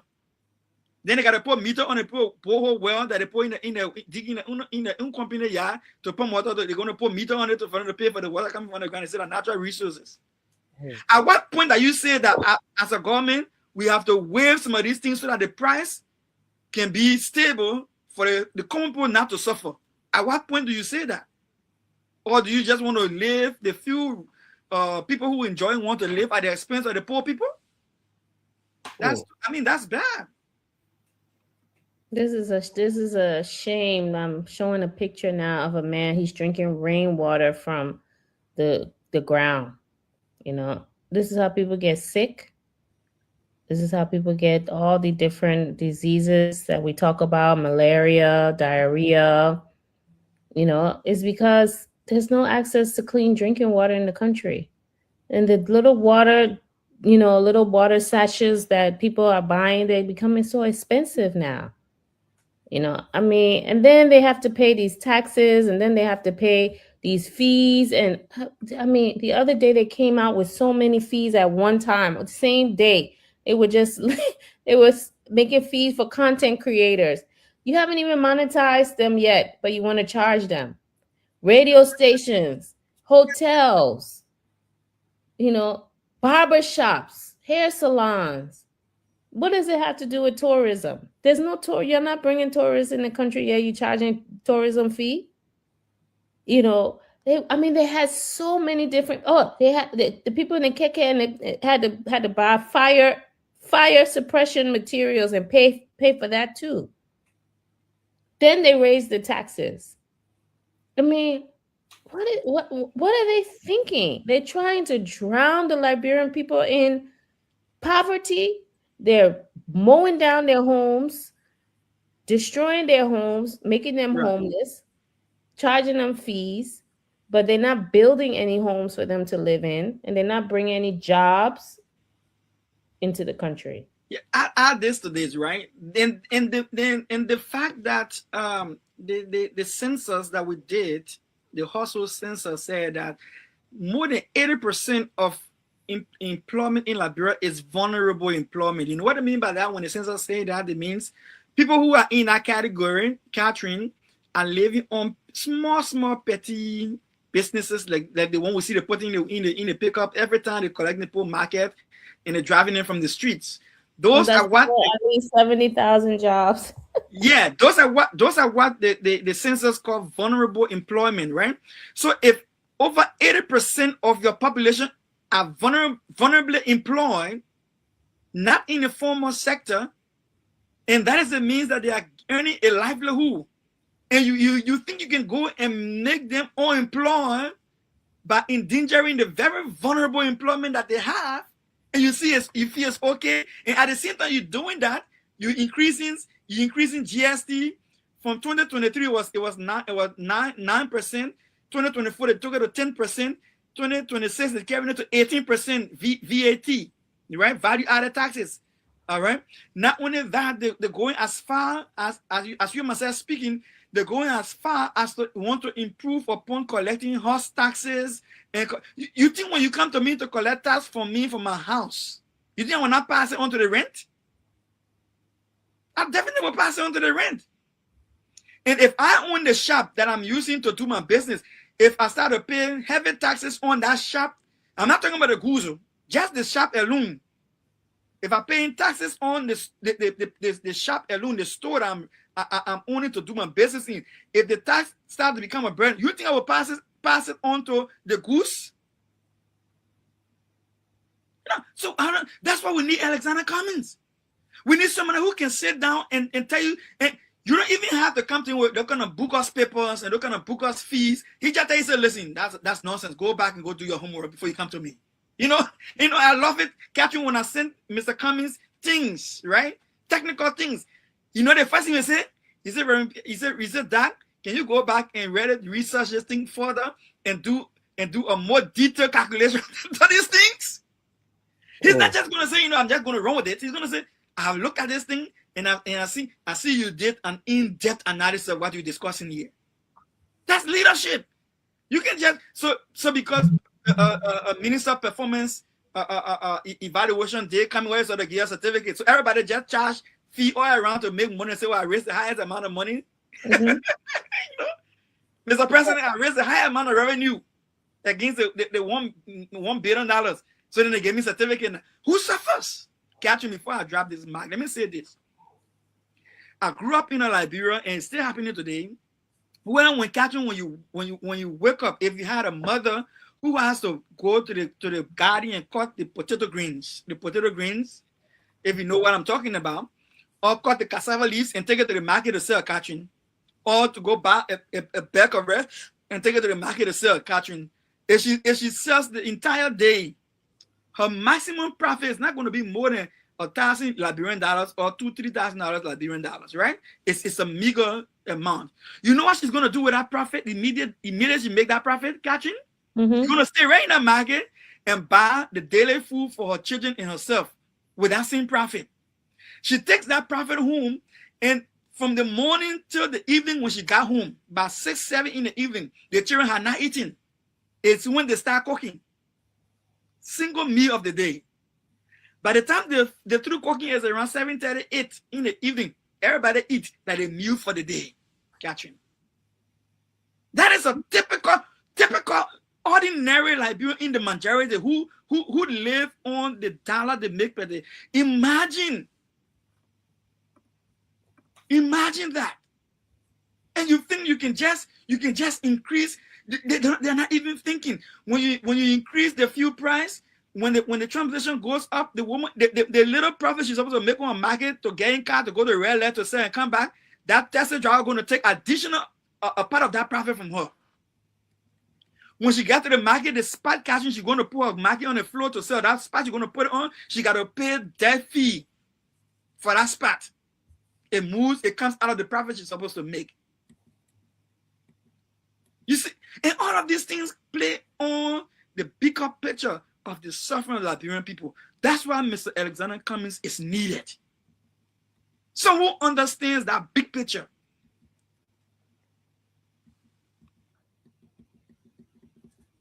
We interviewed a woman who the yellow machines, no warning, just came and just destroyed where she cooks every day. And she said, my children haven't eaten. My children haven't eaten today. All my things, they're so heartless. And I heard the president say, eventually you will be happy about this demolition. That's not how you run a government. You have to go to the people and say, look, we're going to be clearing this place in the next 90 days. We know you need to relocate. We can't pay you, as much as you would need, but we'll give you this amount of money if you relocate. If you relocate now, we give you this amount of money. If you wait till next month, it will be a little bit less. So that gives them more incentive to take the more money and go somewhere else. Let them start somewhere else. Oh, by the way, we started a place where you can set up, build a place where they can actually work. If you say they cannot work here, where can they work? You never built a new place for them. You never gave them any notice that you were going to move them. So you just come and just destroy everything that they have there. The people don't have no way to make any living. All her pots, everything that she used to cook, destroyed under rubble. This is the Liberia that we have, but I know it's not the Liberia that people intended to vote for. You know, the last election, I know people were so sick and tired of CDC, they just wanted to get rid of them. But they voted for Joseph Boakai and nothing has changed. Prices are high, no jobs, no electricity, healthcare is bad. I went and I looked at the first state of the nation, and we published a story on LIB Future TV. You know, Joseph Boakai said that he was going to train 10,000 youth in information technology. He said he was going to start a national health insurance program. No cars stuck in the road. You know, he promised so many things. Nothing has come of it. A middle class, nothing. And so every year, this is what he's going to do, is just come there and just talk a whole bunch of tabata and then go sit down. Because he just makes up things, you know, that he has no idea of how to bring about. You say talk a lot of what? Tabata. It's just nonsense. Nonsense. I mean, he's not doing the thing. Okay. The 10,000 people that he said he was going to train, you know, it got to the point where they were so under pressure that they just put these kids in like 2-day classes, gave them certificates, and said, okay, here you go. You know, this government, for the next few years, I know it's going to be tough. But Liberians, 2029, you have a chance to really change this country, to fix these things and make them better. You know, the future is already here. Children deserve to get off the street selling and be in school. Health facilities. Joseph Boakai said in his SONA that he was going to bring drugs and bring regional clinics. Have you seen any regional clinics built with drugs? Oh, wow. Jefferson, have you seen any regional clinics built with medicine in there? It's difficult now. You know, it's interesting when you mentioned the issue of healthcare. I used to work at the LIB hospital. I think I was there for like 5 years after the war, and the Americans that worked there at the time around there had left because of the civil crisis. So coming out of the war, we had to go there and see if we can rebuild it and bring it back up while the Americans were out. So it was locally run. And I happened to have been one of those who were fortunate to be there to assist in the process. So I'm not saying what I'm about to say with any prejudice, any ill will to ELW Hospital. But I saw on the Executive Mansion website today that the government of Liberia, through the Ministry of Health and Development Planning, the CSA, Civil Service Agency, and the Ministry of Health has placed 304 healthcare workers from ELW Hospital on the payroll, on CSA payroll, and have already expended around $104,000 against their salaries, hoping to do that, arrears and current salaries. And Catherine, I'm thinking to myself, like, this is a private run hospital. Not just a private run hospital, it's a faith-based hospital that has overseas connection. Meaning, I'm trying to say they have an opportunity to source funding even outside of Liberia because of where the overall headquarters is based.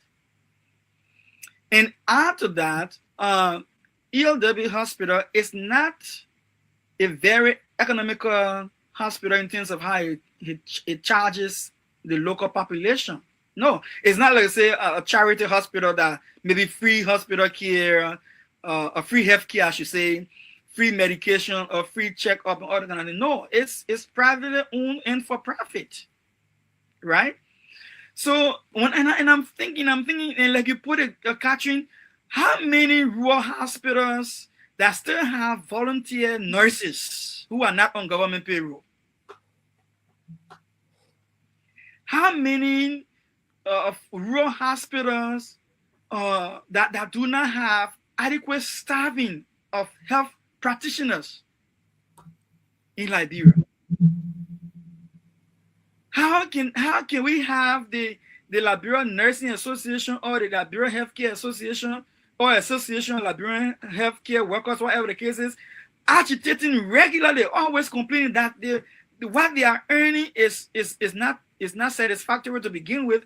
In addition, a lot of their colleagues are still not on payroll, even down to some of the urban hospitals, the Phoebe, crying about the facility, the health facility, the care of the health facility, JFK and other places. How can you not be able to adequately fund public hospital and have a strong penetration of healthcare in rural Liberia, where pregnant women have to be put in hammock and walk hundreds, tens of miles, maybe 10, 20 miles to get to one health facility that don't even have current in it, and you are putting a private hospital on government payroll, 304 healthcare employees from a private hospital on government payroll? What kind of administrative thinking is that? What kind of fiscal management is that, Catherine? Catherine, answer me that. And tell me, I don't understand. I love Elwa Hospital. I am a fan of Elwa Hospital. I give Elwa Hospital credit for the tremendous help to the people of Liberia. But pray, help me, tell me, it is a private-run institution that already receives subsidies from government, Catherine. And not only that, Elwa has always been receiving subsidy from government within the national budget, right? So, and when I read through the executive mansion release, Jefferson, one of the things I was looking for, Captain, one of the things I was looking for was to see, okay, now if government put 304 ELW hospital health workers, employee on government payroll, what are the terms and conditions that the public money that is used for that purpose, that the public can benefit from that process? What are the terms and conditions? Are we saying now that healthcare will be charged at a minimum? Would that be a cap on how much either hospital can charge certain services? What are they saying?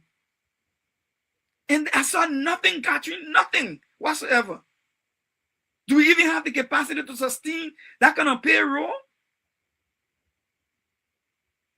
It's sad, man. We need good leadership, Catherine. We really need good leadership. We have a chance to change. We have a chance to make a difference in the country. We really do. And we have leaders who are intelligent, who know what the country needs, who knows how to bring about change. But it's up to the Liberian people, because if they keep saying we're going to go back and forth between these same two parties, the Unity Party, then CDC, then the Unity Party again, and nothing has changed in your life. Things are getting worse. People are suffering more. Hardship in the country. Our brothers and sisters have to drink contaminated water. We are failing the future. We're failing our children. They're still selling on the streets. Joseph Buckeye said, no children selling on the streets. He said no children will be selling on the street. They're still selling on the street. I think Unity Party, they're good at propaganda. I know, Dr. Pearson, you said that's a compliment to them, but the other day they started rounding out children, bringing them in, giving them juice, telling them that you need to come pick your children up, and all the children were sitting at the table. They had their little juice there. Their parents had to come pick them up. Before, they were putting them in arresting them. And people were saying, how can you arrest children? What is wrong with you? So then they put them in a conference room and gave them little juices and tried to treat them nicer. But none of it mattered, because why? The system is broken. So the next 2 weeks, the children were still back out there selling. And, they can't do anything about it because they haven't brought jobs to the country. There's no money floating around. There's not enough money for people to be able to live without having their children help them. You know, if their children don't help them, there's no food for them to eat. Everybody's trying to hustle to find food to eat. You know, I think it's like, what did Mr. Cummings said? 2 or 3 out of 5 people go to bed hungry in Liberia. It's a real problem. It's a real problem in the country. It's a sad problem, but we have a solution. Mr. Cummings, 2029, he can fix a lot of these issues. He can fix a lot of these issues. He knows how. And he is from Liberia, from Point 4. He went through everything that you all have gone through. So he knows the system and he knows the country. And that's why as soon as Mr. Cummings comes out and starts speaking, you see the Unity Party just going crazy, typing on social media, attacking him. Oh, he's gay. Oh, he's gay. Oh, he's a gay. Don't vote for him. You know, because they don't want things to change. So all they do is just lie to you because they do not want to see change. Mr. Cummings is not gay. Mr. Cummings has been married to his beautiful wife for over 40 years. They have 2 children. He's a grandfather. You know, he is far from that. But that's what they try to do, to lie to you. So this time, when they stop bringing that lie to you, just tell them, go sit down somewhere. Stop that. Get out of my face. Get out of my face. You know, and I like how you put it, when they start bringing those kind of lies to you, you know, and lies don't have wings to fly too high, because the thing is that lies don't live longer than the truth, you know. Is there any one individual who has come up and say, I can confirm that Mr. Cummings and I had a relationship? Never, ever. You know, you can have, I don't know how much dollars you want to have. You can never go out there and buy anyone who will come back and say, Mr. Cummings and I had a relationship. It never existed. I mean, it's sad that the Liberian people, you know, bought into that lie, but I don't think they're going to do that anymore. I think our time is up, so I think giving a closing statement before we leave. Yes. Yes. Go ahead, Dr. Pearson. You know, yeah, thank you, Catherine. It was a pleasure coming in to hang out with you and Jefferson today, which is not my regular day. But I want to say to the Liberian people out there, I know you're sleeping, check your doors and check your windows. It was a pleasure being on tonight. Catherine, it was a pleasure joining you tonight. And I pray, Jefferson, you have a good evening, and look forward to seeing you on your morning show. As usual, I can be creeping in there and see you on your morning show. And with the people who can call from Lofa. Right. Yeah. He got into the air condition. He didn't like it. Yeah. The people can do what? You sit there in the car and play cool, and you think you do woo. There's one before the air conditioner. That one can crack me up too bad. They said to put it there something again. Yeah. Oh, man. So they had to do something other way, harass me or something, or something. But when you said it, that was happening. Yeah, the policeman, something. I just forgetting the word he pronounced. Yeah, that's interesting. That's fun, not too funny. But thank you again for having me, Catherine. It was a pleasure. Thank you for joining LIB Week in Review. To all of our listeners, we didn't get your calls tonight, but we'll be back next week with more issues. We'll be talking about more things that happened during the week. So stay tuned to us and follow us on Facebook, LIB Future TV. Have a good night.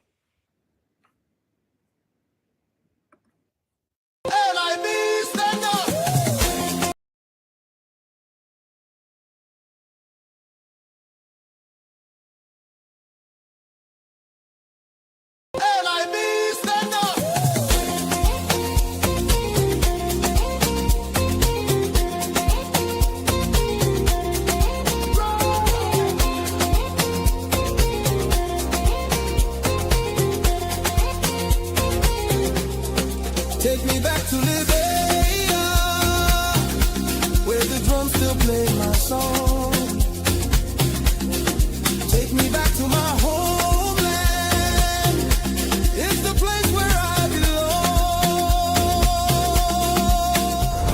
LIB Future TV, giving voice to progressive Liberians, speaking about politics, entertainment, and local news.